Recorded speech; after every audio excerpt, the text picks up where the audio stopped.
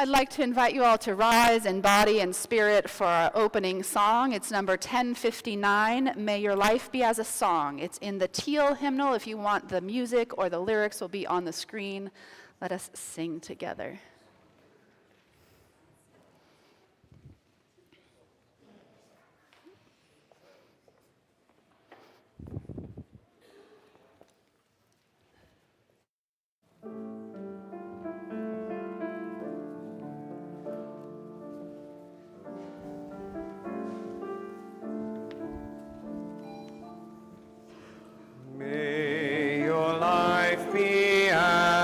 Song, resounding with the dawn, to sing awake the light and softly serenade the stars, ever dancing circles in the night.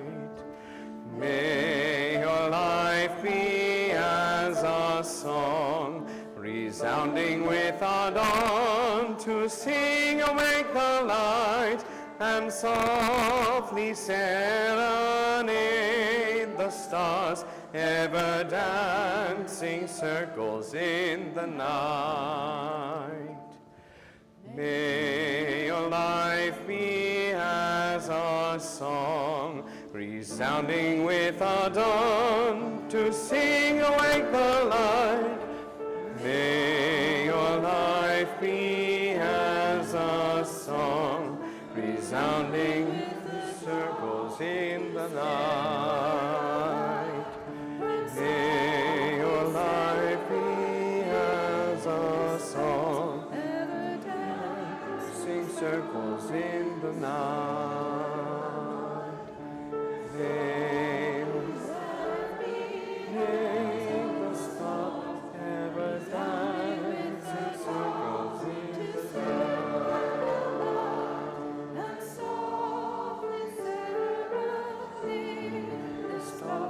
Ever dancing circles in the night.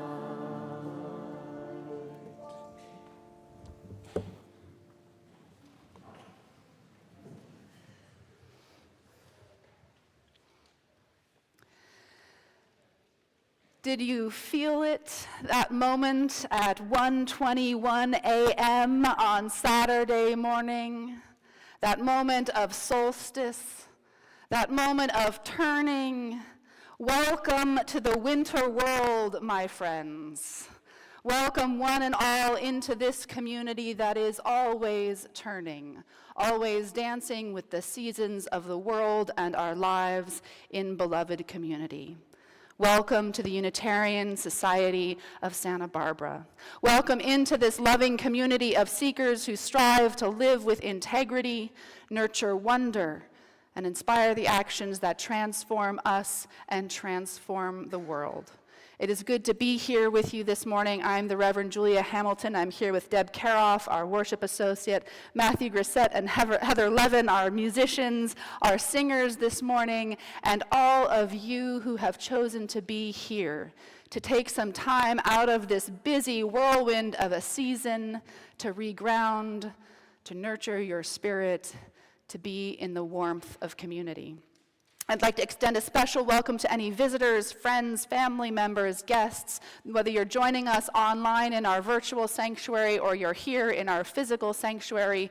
We would love to get to know you better. We would love to answer any questions you have about what's going on here at the Unitarian Society. You can join us for coffee and conversation in Parish Hall after the service, or stick around online to meet folks in our online coffee hour. There's a connection card, the link in the chat, or tucked into that little yellow card. You can drop it in the offertory when it goes around.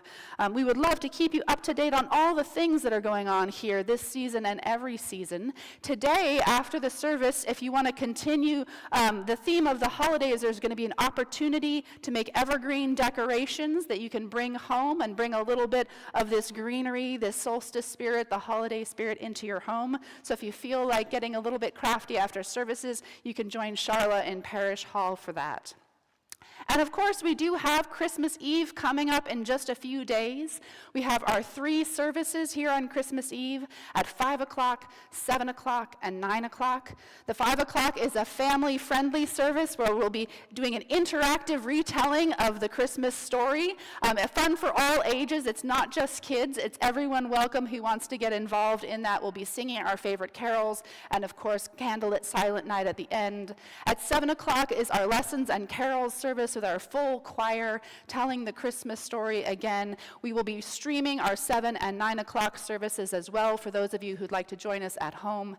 And our 9 o'clock service to end out the evening is our jazz service, where we'll put a little swing into our carols with some jazz musicians and tell the story before we go home.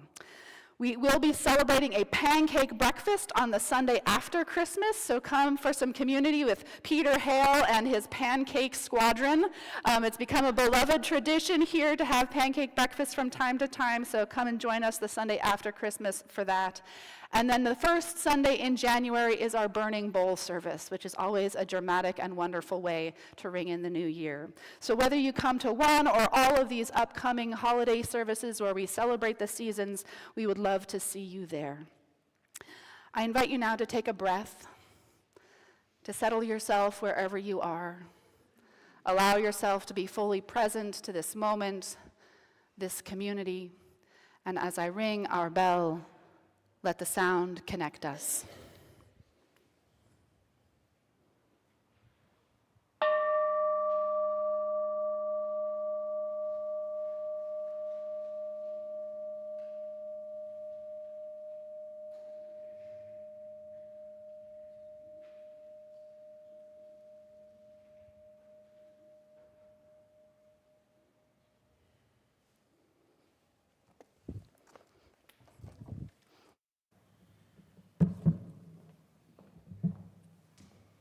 Good morning.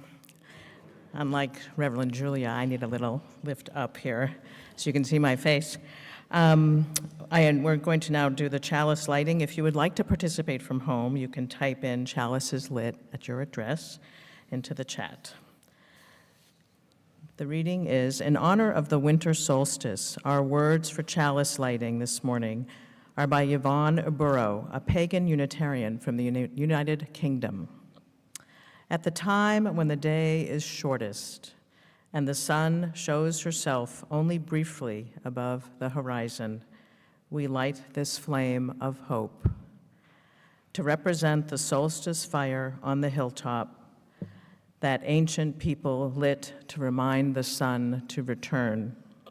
And we honor the cycle of the seasons as their tides are echoed in our own lives.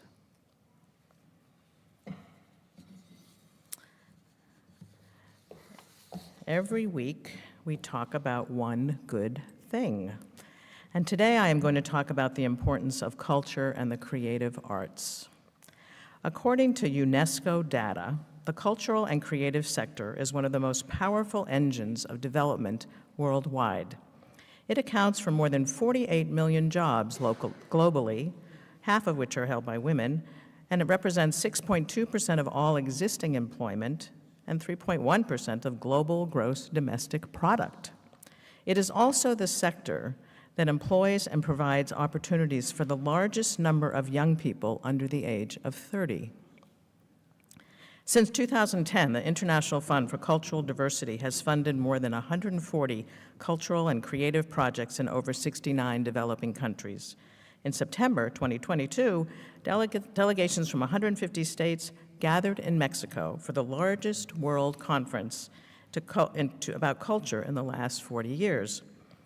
They unanimously adopted the historic Declaration for Culture, affirming culture as a, quote, global public good, and calling for it to be integrated as a specific goal in its own right in the development agenda beyond 2030.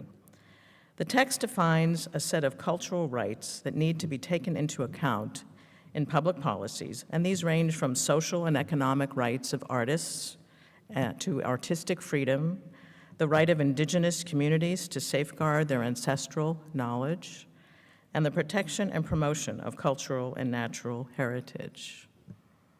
and that is one very good thing.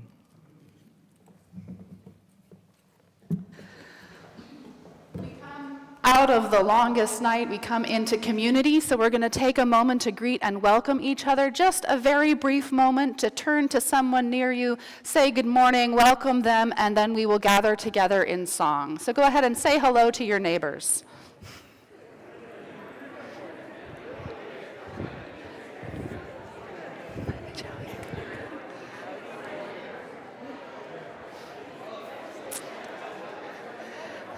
Gary?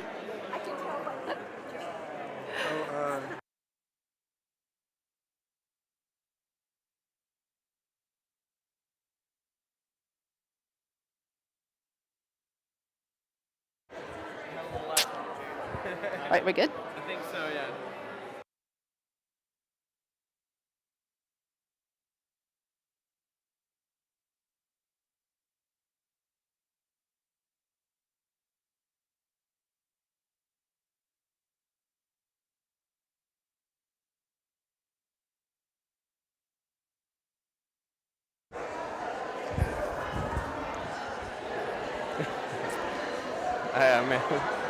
Let us gather together and turn our attention to singing once more.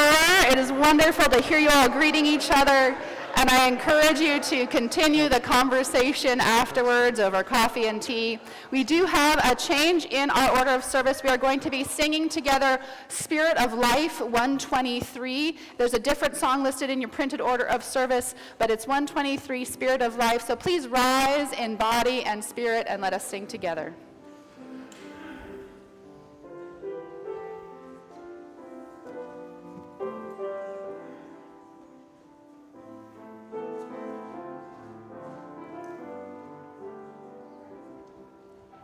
Spirit of life, come unto me.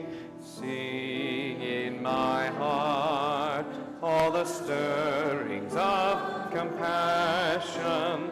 Blow in the wind, rise in the sea, move in the hand, giving life the shape of justice. Roots hold me close, wings set me free. Spirit of life, come to me, come to me.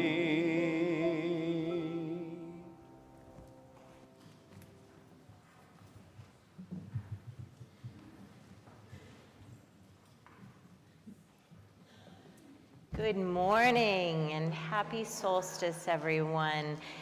Are there any children out there today, or have they all gone? Oh, there are a few. Come on up if you'd like. You can sit on the stairs here, and so could anyone else who wants to. Good morning. You can all just kind of sit here on the stairs. Thank you. You like stories. Julia likes stories. Well, here, since we've got people on the stairs, I will sit on the stool so I'm not quite so tall.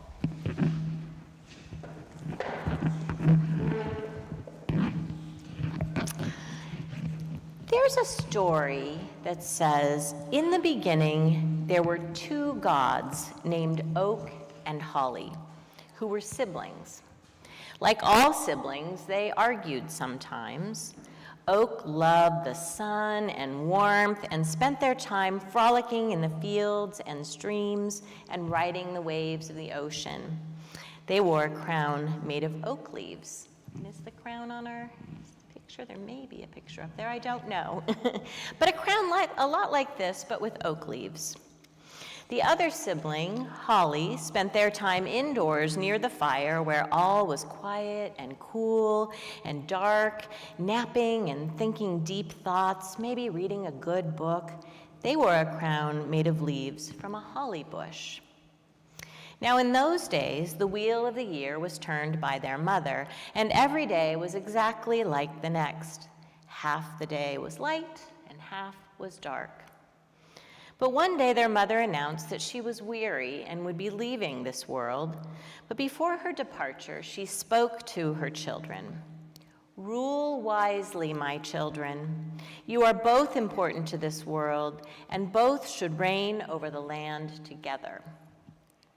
For many years, the siblings ruled together peacefully, and the world enjoyed half a day of light and half a day of darkness. But as time passed, the siblings forgot their mother's advice and began to wish to rule the entire year on their own. Oak said, "I want the land to be bright and warm and sunny for the entire year so I can go walking in the forest and listen to the birds and babbling streams." Holly said, "I want the land to be dim and cool and quiet for the entire year so I can sit and think and rest without distraction." One day, Oak was lying by a stream and gazing up at the clouds. "I don't need Holly to help me turn the wheel of the year. All they do is sit in the dark by the fire. Surely I'd do better all by myself." At the same time, Holly, who was sitting by a roaring fire in the castle considering things, said aloud, "I don't need Oak to help me turn the wheel of the year. All they do is play in the meadows and streams. I'd do a better job on my own." Oak overheard and cried out, "I challenge you to a duel, Holly. Whoever wins will turn the wheel of the year as they wish." "Agreed," laughed Holly. "Let us duel, Oak." They raised their swords and began to fight. They fought for a whole day, steel clanging on steel, their crowns knocked from their heads. Slowly, Holly began to gain the upper hand, becoming stronger and stronger as Oak grew tired and became weaker and weaker. Then, just as night came, mighty Oak fell to the ground exhausted. Holly cried out, "Ha ha! I win! Let winter reign forever!" And so the days began to grow shorter and darker. Time passed and the earth nurtured Oak back to health. And 6 months later, Oak returned and challenged Holly to another duel. This time, Oak was victorious and it was Holly who crumpled in defeat. And so now, the days began to grow longer and brighter. The siblings were identical in strength, and so year after year, the pattern was repeated. From December to June, mighty Oak would grow strong and bright, and the light would gradually increase, bringing with it warmth and abundance. But in June each year, mighty Holly would wage another battle and defeat Oak.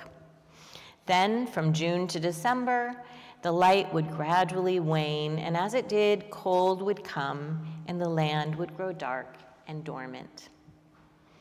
6 months later, Oak would be back to win another battle, and so it went on and on. This cycle would repeat year after year on the winter and summer solstices.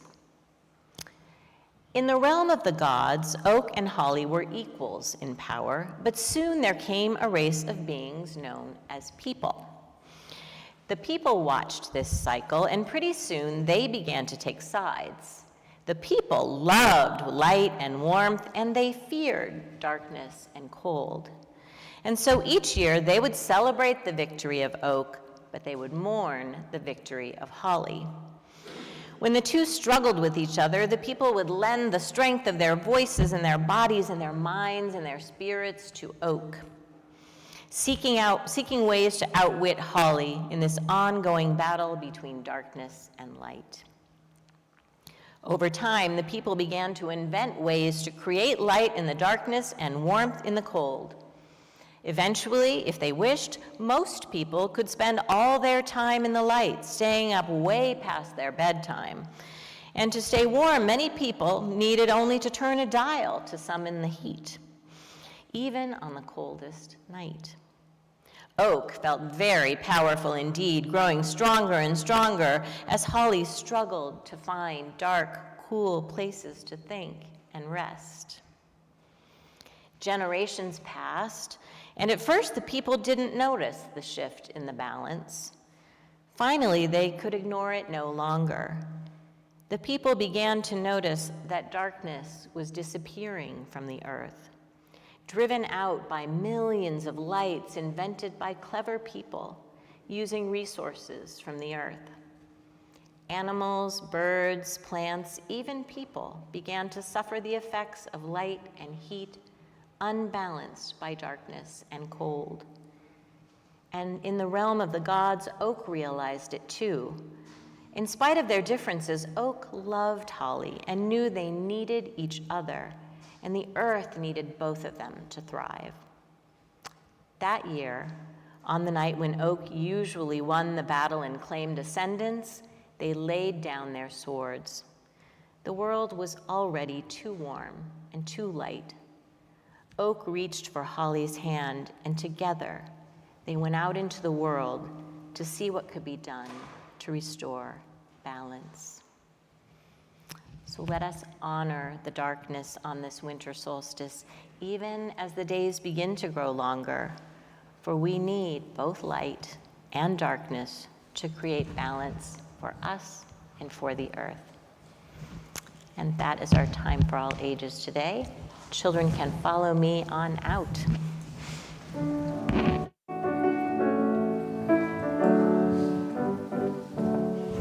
We hold you in our love as you go, as you go. May your heart be at peace as you go, to nurture the spark of your precious life. We hold you in our love as you go.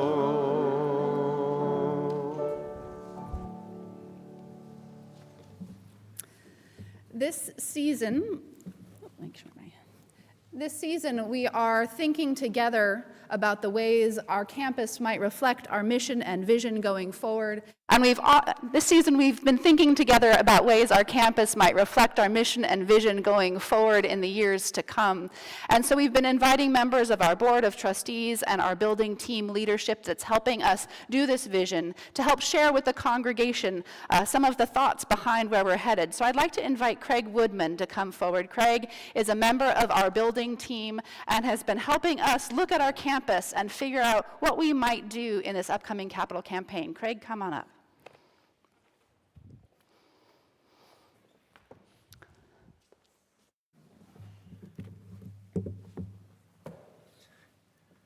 Good morning. As Julia said, my name's Craig Woodman, and I'm co-chair of your capital campaign building team. And for the last 8 months, the building team's been developing projects that reflect your answers to 2 questions asked during the visioning process. Dreaming about the future, what more do you imagine for the Unitarian Society of Santa Barbara? And 2, what can we do on our campus and in our congregational life to make this future possible? Answers to these questions identified a wide range of suggestions for our campus that reflect 3 major themes: building community, building accessibility, and building resilience. Today, I want to briefly describe how these concerns with community and accessibility informed our building team's approach to improving the Blake Building so that it better serves our needs and desires now and into the future. Building resilience will be described in a later reflection. Let's start with accessibility. As many of you know, the Blake Building is largely a single-floor structure with a second story perched on one end, known as Blake Lounge, one of our most popular and sought-after meeting spaces due to its size and abundant windows. Unfortunately, Blake Lounge is completely inaccessible, a problem that was raised in the last capital campaign in 2007. At that time, an elevator was considered, but this proved to be too expensive, and so Blake Lounge is still inaccessible 15 years later. Recently, we re-examined the issue, and not surprisingly, we still feel like an elevator is really expensive. However, we've now identified a new solution to this problem that involves constructing an elevated walkway or skyway from the patio behind the sanctuary straight over along the roof line of Blake Building, straight to Blake Lounge. This would provide people of all abilities with easy access to Blake Lounge, and it would be far less expensive than an elevator. Making Blake more accessible will send a powerful message of caring and compassion to our congregation and to members of our larger, wider community. As I noted, our congregation also identified the need to have spaces that reflect our values and that will build community partnerships and inspire meaningful social connections. At present, we get many more requests for space than we're able to accommodate, so improving and expanding our meeting spaces will help draw in members of the community, which would increase revenue and potentially result in an increase in our membership. Also, we're currently short of office and storage space for our staff. This is especially true when we realize that future programs suggested by our congregation during the visioning process will likely require more space for staff and storage. To address these concerns, we're working with our capital campaign architect to make the Blake Building an entirely two-story building that would include a much-needed community room for 12 to 20 people, which we currently don't have, a medium-sized meeting room for 5 to 7 people, which we currently do not have, an office, and an accessible bathroom, which Blake also does not have. Understanding why Blake Lounge is so important, the large community room is being designed to be light-filled from expansive windows on two ends, both of which will offer beautiful views of mature trees found throughout our neighborhood, including Alice Keck Park right across the street. The skyway or walkway described earlier would provide access to the new second-story rooms. By providing meeting rooms in Blake Building addition that can accommodate groups of various sizes, we recognize that space has the ability to encourage or inhibit social interaction and connection. Most, if not all of us, have been in meetings in spaces much too large or too small for the group. And in those situations, we are not as comfortable, we're not as convivial, and not as effective in our interactions and discussions. The ambitious addition of a second story on Blake will provide our congregation with spaces needed to continue our good work and will further expand our reach and influence into our community. In today's world, we see deep polarization and a turning away from traditional religions with stern and dogmatic principles. Against this backdrop, I strongly believe our UU values have much to offer those seeking a more accepting, more loving spiritual home. The Blake Building second-story addition, the accessible walkway, and the remodeling and beautification of Jefferson Hall, also being addressed, reflect our collective desire for our campus to be a trusted place for building community partnerships, a campus that inspires joyful and meaningful social connections, and a place where people of diverse abilities can participate seamlessly in all aspects of community life. The proposed second-story addition to Blake is the largest and most ambitious project being considered by the Bridge to the Future capital campaign, but it will strengthen our congregation and our community and is well worth our financial support. Thank you.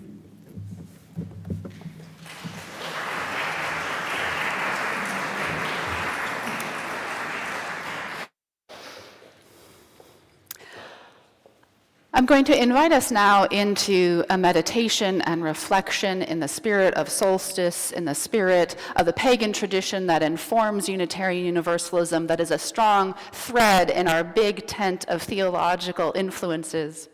And we're going to start off by honoring the four directions. In the pagan tradition, which is grounded in respect and reverence for the natural world, calling upon the four directions is a usual way to begin most ceremonies. Each direction is also often associated with an element of the natural world and part of our human nature as well. These directions are not seen as separate and isolated, but rather as part of an interdependent system that makes up the world. So here on our altar this morning, we have symbolic elements for each direction, and as we travel through the meanings associated with each of them, we will then enter into a time of meditation. So let us begin toward the east, toward the rising sun. The element in the east is air, represented on our altar here by this feather. So the east is that way, roughly. Our sanctuary is not directly aligned with the cardinal directions, so we're just doing our best to sort of gesture toward the east, toward the rising sun. Thinking of air, the breath that gives us life. It is the direction we associate with inspiration. Inspiration, that word that literally means to take in air. So if you all take a big, deep breath right now. Air gives us life, and the east is associated with the mind, with knowledge and learning and curiosity. Imagine the birds turning and wheeling in the air. Imagine the breeze blowing through your hair. When you turn toward the east, you are looking for a fresh start, an invigorating breath, a new idea. When you're feeling stuck in a rut or beholden to a routine, or if the wind has just gone out of your sails, it is time to look to the east. We move around the wheel to the south, the element of the south being fire, and the chalice burns in the southern place on our altar, kind of facing this way. Fire is a transformative force. It is heat and light and powerful change. In the northern hemisphere, it makes sense that we associate the south towards the equator with the warmth of the sun and the heat of flame. We see birds move south. We see butterflies move south. Whales move south, all migrating through our community, seeking warmer places when the weather gets cold. So if your internal weather is feeling cold, turning south is a metaphor for turning toward warmth and daylight, seeking out the changes that will warm you up, that will get your blood moving, that will call you out of your winter, out of your hibernation, into action. Continuing around the circle, we arrive at the west. The element of the west is water, and here on our altar we have some of the water that we collect every September at our ingathering service, where you all bring in water to our shared bowl. So west, roughly that way. The element of the west is water, and we are drawn there to the experience of our emotions. It is a direction that calls us to self-understanding and self-reflection. Our emotions move in us like water, flowing through our lives, sometimes calm and sometimes turbulent, but always, always flowing. When we dam up our feelings, just like when we dam up a river, the pressure builds until it needs to find an outlet. So if you are looking to get in touch with your inner life, with your emotions, turn toward the west. And we move now around the wheel to the north. The element of the north is earth, represented here by some earth from our garden and this stone. There is stability here, the ground of our being. The north represents the places that hold us, that allow us time and space and safety to heal and grow, to feel nurtured and respected. It is also a place of embodiment, connecting to our physical presence on the earth, the concrete and tangible world around us. The north calls to you if you are seeking balance, if you're seeking that deep wisdom that lives in your bones, if you're seeking a place of rest and recovery.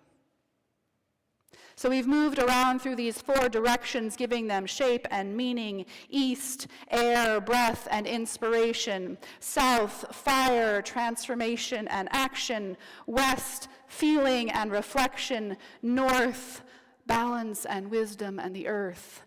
So I invite you now to take a moment. Reflect on which direction calls to you today. And then if you'd like to, you can just stand and face that direction, or just turn your body or head toward that direction. Wherever you are at home, just make your best guess to where the directions lie in relationship to where you are. But just take a moment and orient yourself, if you want to, physically or just mentally, toward the element and the direction that speaks to your life right now. And let us enter into a time of quiet reflection.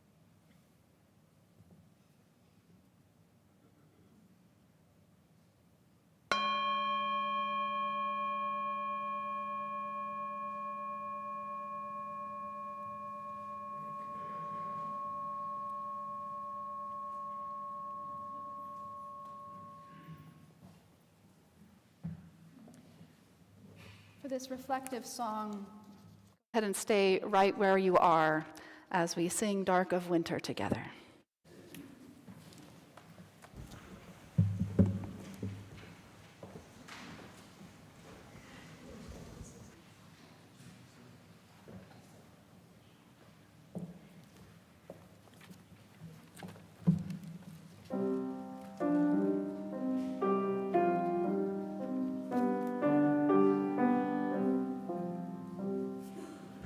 Autumn cold has turned the star wheel, winter is upon.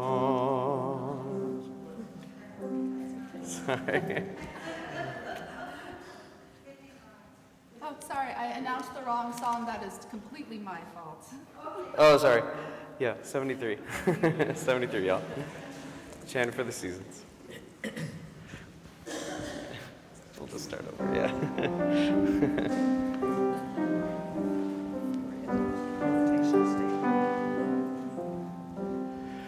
Autumn cold has turned the star wheel, winter is upon us. Autumn cold has turned the star wheel, winter is upon us. Gray the windy storms, cold upon our cheeks, the wet rain glistens, glistens. Autumn cold has turned the star wheel, winter is upon us. Leaping is the fire, golden in the glass, the cider glows like amber. Autumn cold has turned the star wheel, winter is upon us.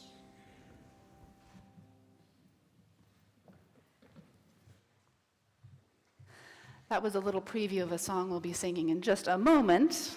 But I appreciate every time we mark the solstice and the turning of the seasons, we select the verse from that chant for the seasons. It has become part of the way that we as a congregation sing in the turning of the year. I would like to share with you now a reading by David Breeden.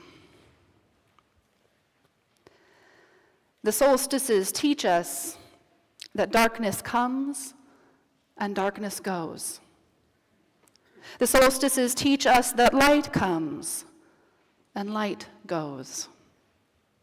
The solstices teach us calmly, silently, to be calm, silent, learning. The solstices teach us as we circle the sun that everything flies.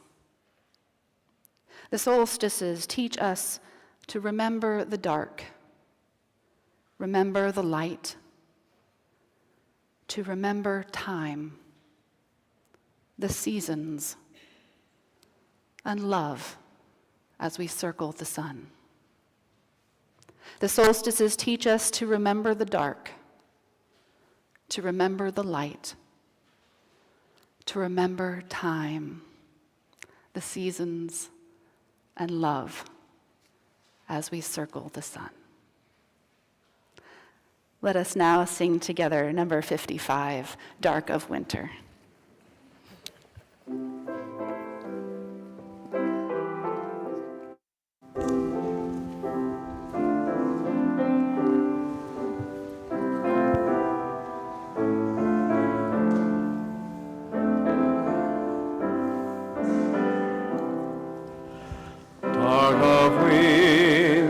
Soft and still, your quiet calm surrounds me.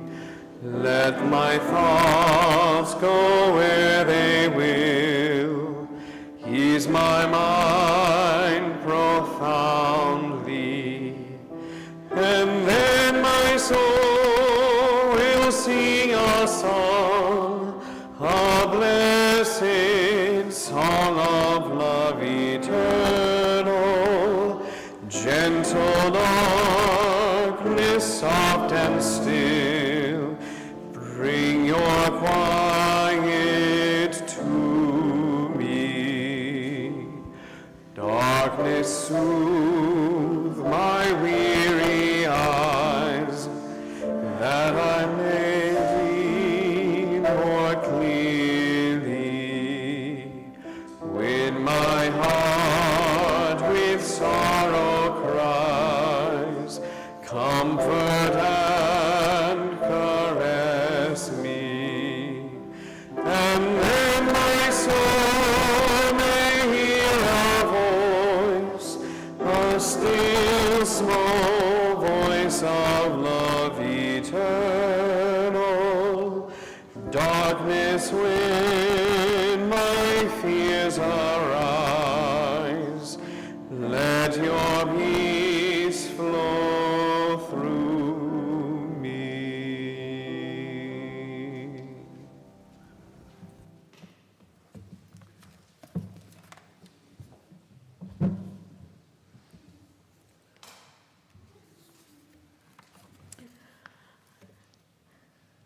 The organization that we are supporting this month is Black Lives of Unitarian Universalism, BLUE. It was founded in 2015. The founders imagined a cohesive, national, vibrant community of Black Unitarian Universalists. In 6 years, BLUE has transformed from a small, informal gathering of Black UUs into an impactful 501c3 organization that creates life-giving and life-saving opportunities for spiritual community and Black-centered organizing. Since its founding, BLUE has hosted a symposium centering Black UU theology, established a popular virtual worship space for Black people, organized UU congregations to donate and organize for bailout funds, and started a vibrant youth ministry. Their work is vitally important to our collective understanding of all members of our local and national community, and is central to our commitment to a just and compassionate world. Please support BLUE as much as you are able. Let us read the affirmation of gratitude and giving together. Let us be grateful when we are able to give, for many do not have that privilege. Let us be grateful for those who share their gifts with us, for we are enriched by their giving. And let us be grateful even for our needs, so that we may learn from the generosity of others.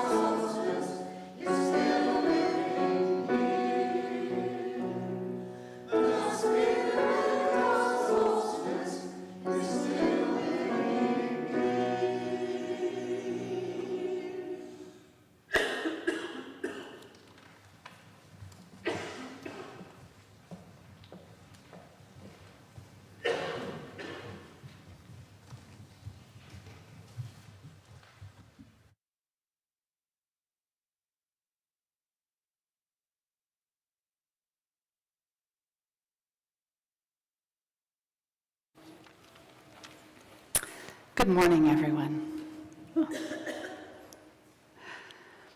So, how many of you have ever taken a personality test? Right? Just go. I see a lot of hands out there. There are all kinds of personality tests out there, ranging from the very serious to the completely frivolous. There's Myers-Briggs and the Enneagram and what Harry Potter house you might belong to and which My Little Pony you might be. The internet is full of ways you can discover more about yourself, it seems. Full of videos about how you can recognize the 5 signs that you might be an introvert, or the 3 indications that you might be codependent. There's a never-ending supply of online quizzes to find out about yourself, and better yet, to find out about everyone else around you. The first personality test I think I ever took was the Myers-Briggs type indicator. How many of you have taken that particular test? Right, just shout out what you might be, your Myers-Briggs numbers. What are you? ENFJ, INTP. So some of you might be wondering, what am I hearing if you've never encountered it? The Myers-Briggs has these 4 categories, or maybe I should say these 4 polarities. Introversion or extroversion, sensing or intuition, thinking or feeling, and judging or perceiving. That's where they get those letters. And you answer a whole bunch of either-or questions. Are you the life of the party, or do you prefer small gatherings? Do you like having a plan, or do you prefer to just wing it, right? They ask hundreds of these questions, and at the end, it puts you into one of 16 possible types that are supposed to give you insight into your core personality traits. It turns out that Myers-Briggs is not actually very scientifically accurate. I know you might be shocked. It was constructed in the 1940s, after all, during World War II, and it doesn't take into consideration things like neurodivergence or systemic oppression or traumatic life experiences that might contribute to how you experience the world, but it can be fun to play around with, and there are lots of other tools out there for self-assessment, some with more value than others. Sometimes they're fun and enlightening, sometimes frustrating. But the fact that there's so many of these kinds of quizzes, it tells us that we have something inside that longs to figure ourselves out. We want to know who we are, how we fit in, what makes us special, what might be holding us back. And it's not just us modern people who want to categorize ourselves. Hippocrates, a doctor in ancient Greece, he developed a popular system where he divided people into one of 4 types: melancholic, choleric, sanguine, and phlegmatic. The Myers-Briggs of his era. We have always, as human beings, desired to understand our inner workings, why we act the way we do.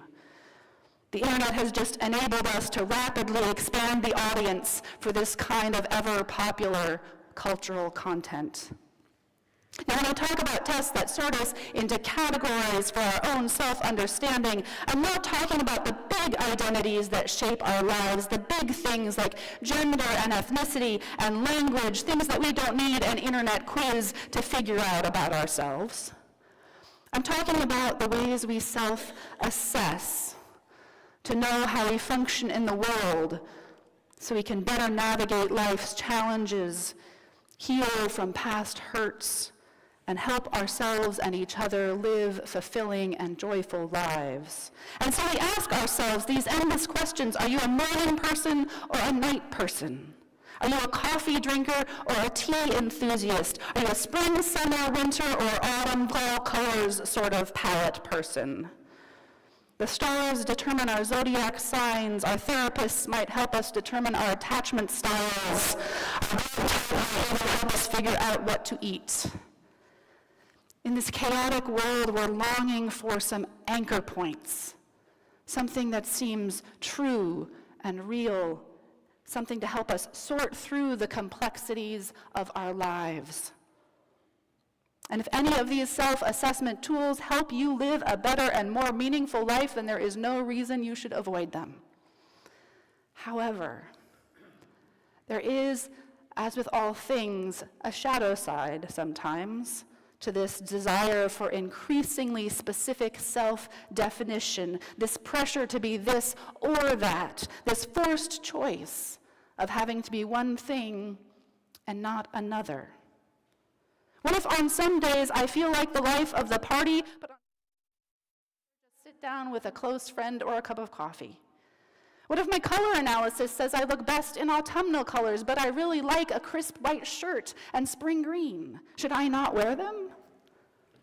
On a deeper level, what if you do the hard work of healing from a hurt that defined you? Or you do the hard work of creating new habits that make you stronger? How do you get out of those boxes that you have checked for yourself and make space for new definitions of yourself to emerge? What if you were the life of the party because you always had a drink in your hand? How do you make space for the sober self who prefers a long walk with a friend? What if you were a night owl who hit menopause and suddenly rises with the dawn? How do you negotiate with a partner who still burns the midnight oil? And if limiting yourself to a narrow set of choices isn't great, it can feel even worse when other people keep trying to push you back into those boxes of what they expect and how they have always seen and known you.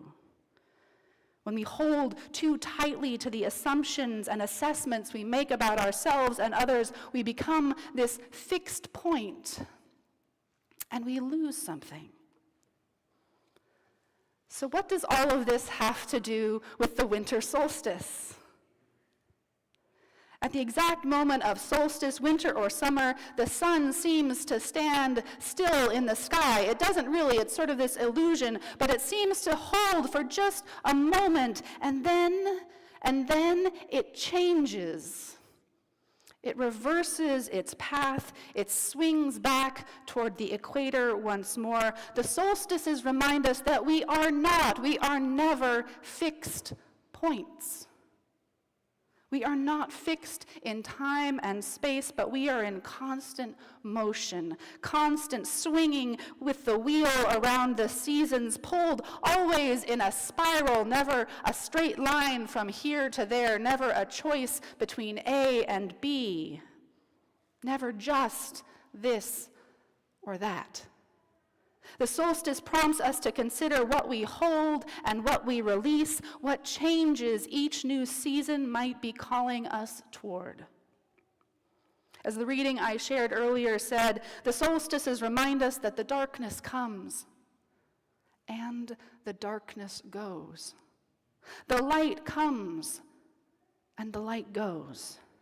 We circle the sun and the seasons change, and even in this modern world, as in the story that Charlotte told us, where we can turn on the lights anytime we want to, even so we still live in cycles of growth and planting, of harvest and decomposition, being born and living and dying. Outward action, inner reflection, and shared connection. The seasons give us this gift of multiplicity, of reminding us that we are many things. As Walt Whitman once said, we contain multitudes. We are never just one thing. We are an ever ongoing dance with the Oak King and the Holly King living inside all of us. And we have this ability then on the solstices to be reminded that even in the longest night, the memory of the sun's return lives within us. And even on the brightest day, the dark waits for us to take shelter and rest when we need it. Every part of the journey has wisdom buried in it and gifts to share if we take the time to pay attention. The calling of the directions, the meditation that we did earlier, it recognizes that we are pulled in many ways at once. Our lives, our world, the universe is a complex and multifaceted existence. It's never either just one way or the other. The wheel can point in every direction. And we move among it and around it, shifting our focus depending on the needs of our moment. Today, you might need inspiration. Tomorrow, you might need grounding. And in a few months, you might be roaring and ready for action. We are not just an earth people or an air people or a fire people or a water people. We are all of those things. We human beings are this amazing, miraculous interplay of elements and time and movement and change.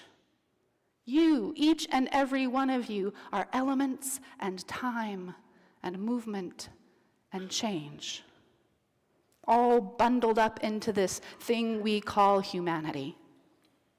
Honoring the pagan wheel of the year is not just about noticing the natural world around us, but remembering that we are inextricably part of that world, of this world, tied to the passage of time, the movements of our lives happening within and connected to the larger movements of the seasons and the spheres.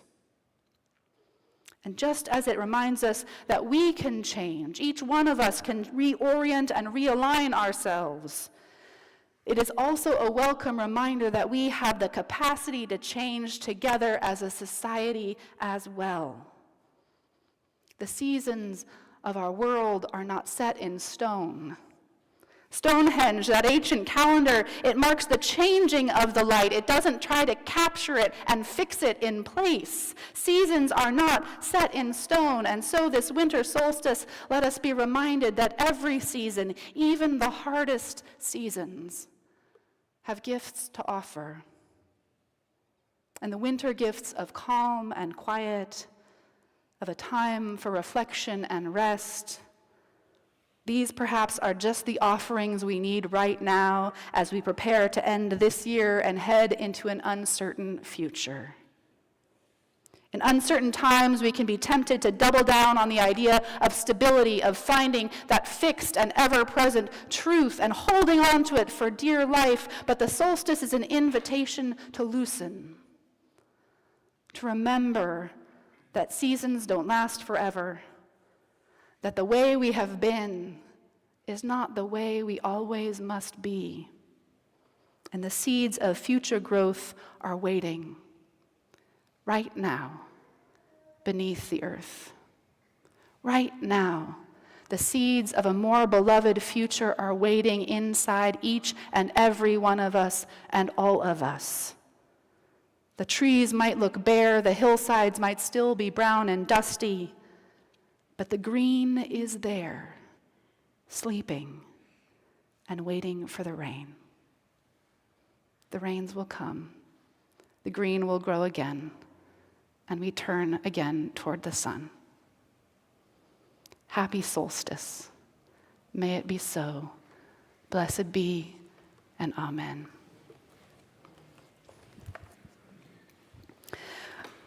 We learned a new song last Sunday in our holiday play, a song that I don't believe we had ever sung before in this congregation. And because, a song isn't something that you sing just once, we're going to sing it again. It's very seasonally appropriate so that we can learn it and practice it. It's number 72, Has Summer Come Now Dawning. So please rise in body and spirit and let us sing.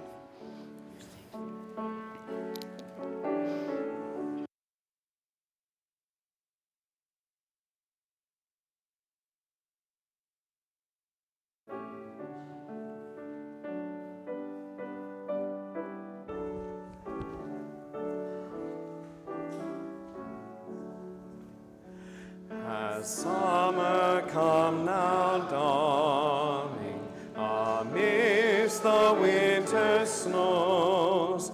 And shall we nest the tiny birds within the pine tree boughs? And shall we nest the tiny birds within the pine tree's boughs? Already now the candles have blossomed on the tree to light the longest winter night for all of us to see. To light the longest winter night for all of us to see. The old one now made youthful, just like a child at play. The bending back now straightened, so in our hearts we pray. The bending back now straightened, so in our hearts we pray. In all our hearts is kindled a hearth far so sublime. Would that this Yuletide spirit be with us for all time. Would that this Yuletide spirit be with us for all time.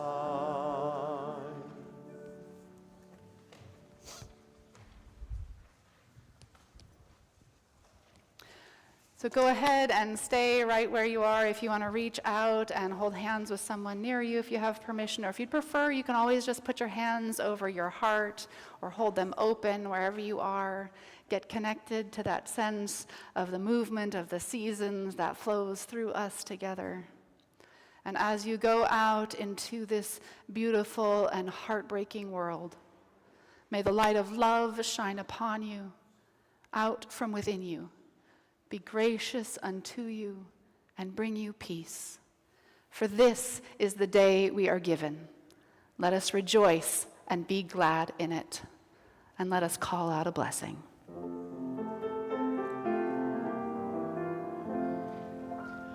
Call out a blessing, call out a blessing, call